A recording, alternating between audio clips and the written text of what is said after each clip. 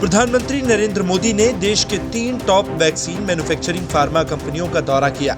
ये कंपनियां न सिर्फ भारत बल्कि दुनिया के टॉप वैक्सीन कंपनियों में गिनी जाती हैं और अब तक कई बीमारियों के अरबों डोज वैक्सीन का निर्माण कर चुकी हैं।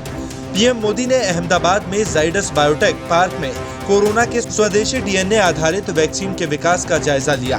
पीएम ने कहा कि इस वैक्सीन को जाइडस कैडिला डेवलप कर रहा है। वे इस टीम में शामिल लोगों की कोशिशों की सराहना करते हैं।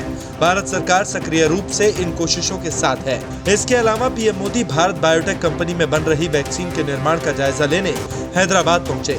भारत बायोटेक अपनी संभावित कोरोना वैक्सीन कोवैक्सीन को Indian council of medical research और नेशनल इंस्टीट्यूट ऑफ वायरोलॉजी के साथ मिलकर तैयारी कर रही है। हैदराबाद स्थित भारत बायोटेक में कोवैक्सीन के तीसरे फेज का ट्रायल चल रहा है।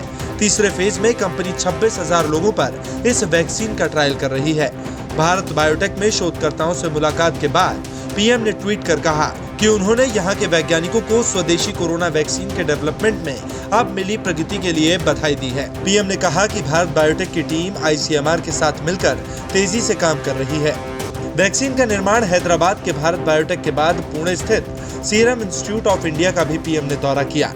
प्रधानमंत्री ने इस दौरान शोधकर्ताओं और वैज्ञानिकों से बातचीत की और वैक्सीन निर्माण में हुई प्रगति का जायजा लिया। मोदी के दौरे के बाद सीरम इंस्टीट्यूट के सीईओ अदार पूनावाला ने कहा कि हमने महामारी स्तर की पुणे में सबसे बड़ी फैकल्टी तैयार की है और मांड्री में अपने नए परिसर का निर्माण किया है।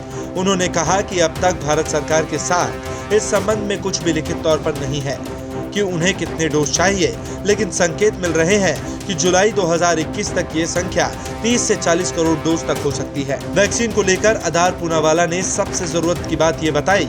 सीरम इंस्टीट्यूट में बन रही कोविशील्ड वैक्सीन के इमरजेंसी इस्तेमाल के लिए आवेदन किया गया है। मंजूरी मिलने पर 2 हफ्ते के अंदर इसका इमरजेंसी इस्तेमाल किया जा सकता है। इमरजेंसी इस्तेमाल जैसे हेल्थ वर्कर आदि के लिए होता है, लेकिन पूनावाला का दावा है कि अप्रैल तक ये वैक्सीन आम लोगों तक भी पहुंच जाएगी। न्यूज़ तक ब्यूरो।